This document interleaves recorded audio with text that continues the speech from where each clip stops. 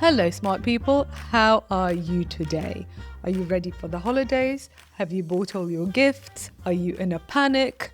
I am somewhere in between panic and denial because, frankly, I have a lot of work to do, and I don't like the fact that December can be this throwaway month where people are like, oh, really, we only work for a week, and then the rest of the time it's just drunken party time. Um, Maybe I was more into that in my 20s, but now I am an older, more mature woman. I think I want to get some stuff done. I want to finish this year really, really ready for 2026. Anyway, in this episode, I want to talk to you about the benefits that I have had and also my students have had from becoming tech founders. But this is not an episode that says, quit your job. Anybody can build a unicorn. Tech founders are special, because there's a lot of nonsense out there online and I don't want to add to that. This episode is about what actually happens to your professional life when you start building a tech venture. And I literally mean when you start, not when you're already, a super successful tech founder, because that's obvious. I don't need to tell you that. Often I see business owners and very successful professionals in business. If you have built a business, you're a very successful professional. You underestimate this upside, which is why I wanted to make it clear. And because this episode is coming out at the end of December, I think this is really useful for you to know when you are thinking about what you want for 2026 and beyond. So let's talk about the tangible side effects of becoming a tech founder. So number one is that you start being seen as an innovator in your industry. So you are somebody who sees future trends, which means that you start getting invited into rooms that you basically, didn't have access to before. So for example, when I first started my first ever tech company, and frankly, I was really quite early on in my journey, I was already being interviewed by the trade press for retail. So it was a retail tech company that started. And I was being asked to give my opinion in the press, in the retail press, and I was being invited to speak at retail conferences because basically I had a view on what was happening in the industry. And this is by default, because if you have an idea for a tech venture, then by definition, you see a gap in the market, right? That's why you have this idea. And so, especially if you are a business owner, that means that you've been operating in your sector for a while. You've probably seen some sort of process that isn't super efficient, or some sort of way to scale an offering that's currently maybe just brick and mortar. And so basically, because you have this insight just on the possibility, even before you actually made that possibility come true, if you have insight just on the possibility, you're already a pretty interesting commentator. And actually, we can even look at this, look at Sam Altman. Often he's talking about the possibility of generative AI rather than what it can do today, and it's working out for him. But honestly, if you have genuine insights, you are more interesting to the press, to conferences, and to events on innovation than just another provider in your sector. So one of the benefits is that you get these media interviews, invitations, you get invitations to speak at conferences, to speak at roundtables, to give your expert commentary. And why does this matter?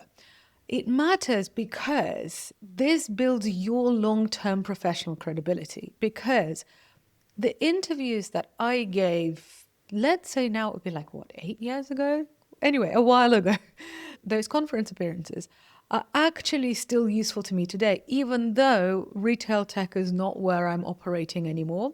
But essentially, once you start being seen as an expert in innovation, you start being seen as a tech innovator, then this compounds over time. And so let's say you decide to switch your focus, and maybe in 10 years' time, you want to become an investor. Maybe you want to get into venture capital in 10 years' time. Having built up that professional visibility as a tech innovator is going to help you then. This is not about ego. This is about signal. This is about being known as somebody who's worth listening to. The third point is that we already said that the media starts asking for your opinions, and we already said that you gain this really monetizable skill set. So the third point is that when people start asking for your opinion, you can charge for it. This is literally how Tech for Non-Techies started. So I was writing about what I was learning as a non-technical founder, running my first company. I was writing about that in Forbes. Those articles did well because nobody else was writing about being a non-technical founder. And then as a result, basically I got lots of incoming messages, and then I thought, okay, let me create some content. Let me do some advisory work on non-technical founders. That's how Tech for Non-Techie started. But you might be thinking, okay, well, good for you, but I don't want to start a whole education company. Totally fine. Because, an education company is a lot of work. What I would say to you is that I'm thinking of one of my students who literally, he was in the automotive industry, and he literally just started posting what he was learning on LinkedIn.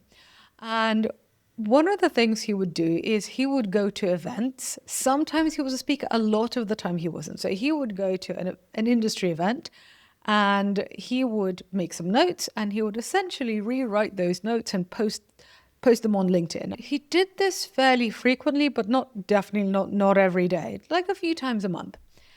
And what happened was that then people started seeing him as this innovation expert in the automotive industry. So they started reaching out to him, including one of those insights companies. And they basically said, we really want to talk to you. We see that you're this expert. Can we have an hour of your time for $500? So he naturally said yes. And this was really easy for him to do. He didn't need to prepare.